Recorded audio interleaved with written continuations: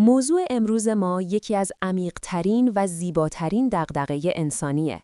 راهی برای دوستی با خدا، نزدیک شدن به او و پیدا کردن انگیزه نو برای زندگی. دقیقاً سحر جان. خیلی وقتها ما به دنبال یک نقشه راه، یک راهنما برای این سفر درونی هستیم. شاید اولین قدم تغییر نگاه ما به مفهوم ارتباط با خدا باشه. نیکو جان، شما فکر می‌کنید دوستی با خدا از کجا شروع میشه؟ سوال بسیار خوبیه. به نظرم این سفر از تغییر یک ذهنیت شروع میشه. از ذهنیت یک بنده ترسان به ذهنیت یک دوست مشتاق. ما اغلب خدا را فقط به عنوان یک قاضی یا یک قانونگذار بزرگ میبینیم.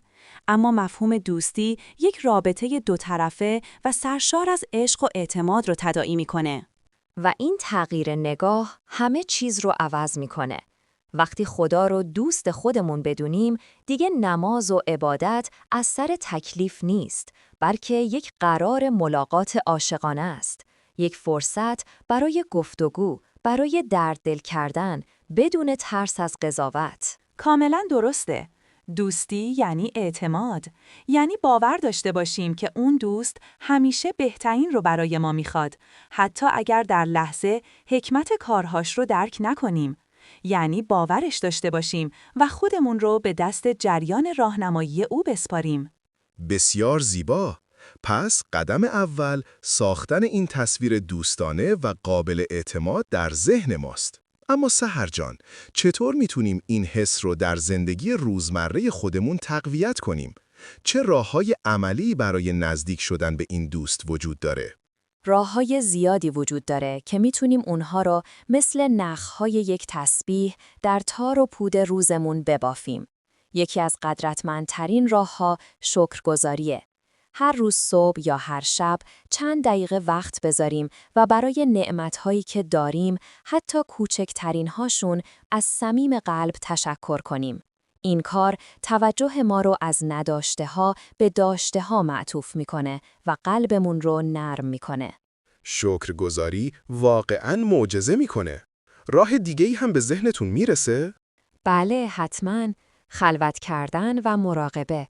لازم نیست کار پیچیده‌ای باشه. فقط چند دقیقه سکوت در روز. چشمها رو ببندیم و سعی کنیم به حضور او در همه جا فکر کنیم.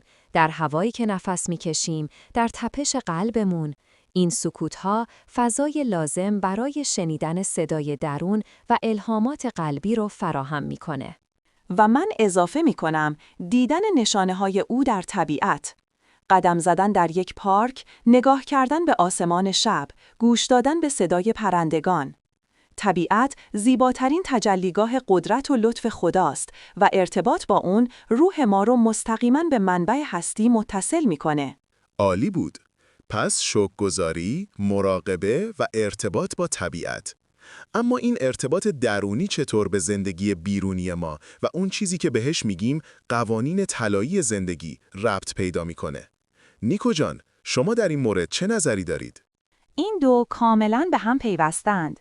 وقتی شما با منبع عشق و نیکی در ارتباط هستید، اعمال شما هم بازتابی از همون عشق و نیکی میشه.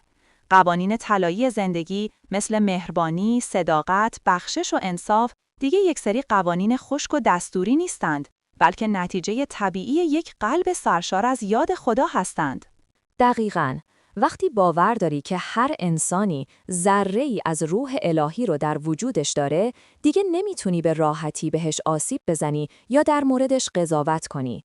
خدمت به خلق تبدیل به راهی برای نزدیکتر شدن به خالق میشه. پس قانون طلایی اینه که با دیگران طوری رفتار کن که دوست داری با تو رفتار بشه.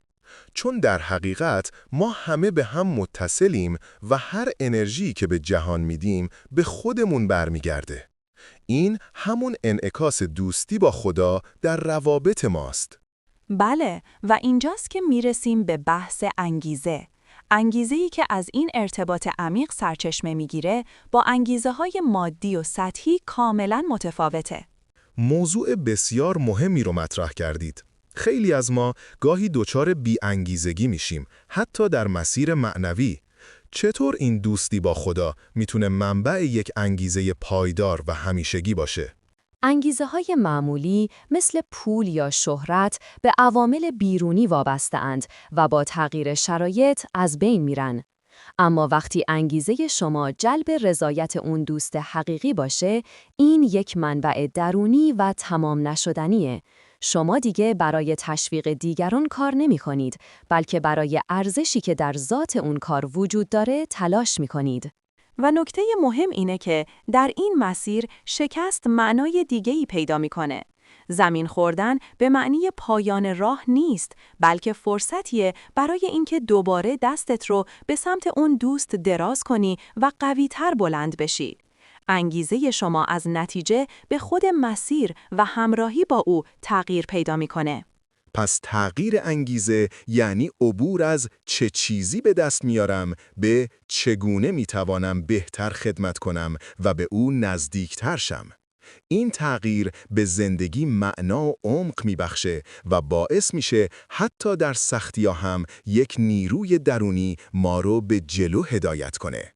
دقیقاً همینطوره. این انگیزه چراغی هست که حتی در تاریک‌ترین شب‌ها هم خاموش نمیشه، چون روغنش از منبعی بی پایان تأمین میشه. خب، به آرامی به پایان این گفتگوی دلنشین نزدیک میشیم. اگر بخوایم یک جمع‌بندی کوتاه داشته باشیم، ما از تغییر نگاه به خدا و دیدن او به عنوان یک دوست شروع کردیم، با راهکارهای عملی مثل شکرگزاری و مراقبه ادامه دادیم، به تأثیر این رابطه بر قوانین طلایی زندگی و رفتارمان با دیگران رسیدیم و در نهایت دیدیم که چطور این ارتباط عمیق‌ترین و پایدارترین انگیزه رو در ما ایجاد می‌کنه. امیدوارم این صحبت‌ها جرقه‌ای باشه برای شروع یا تعمیق این رابطه دوستانه برای همه شنوندگان عزیز. به یاد داشته باشیم که در این دوستی همیشه بازه. و هر قدمی که ما به سمت او برمی‌داریم، او آغوشش رو بیشتر برای ما باز می‌کنه. این زیباترین وعده است. برای همه شما عزیزان، قلبی آرام و انگیزه‌ای الهی آرزو می‌کنم. از نیکو و سحر عزیز بسیار سپاسگزارم و از شما شنوندگان گرامی که تا این لحظه همراه ما بودید. امیدواریم مسیر زندگیتان همواره پر از نور و آرامش باشه. تا دیدار دیگر، خدا نگهدار.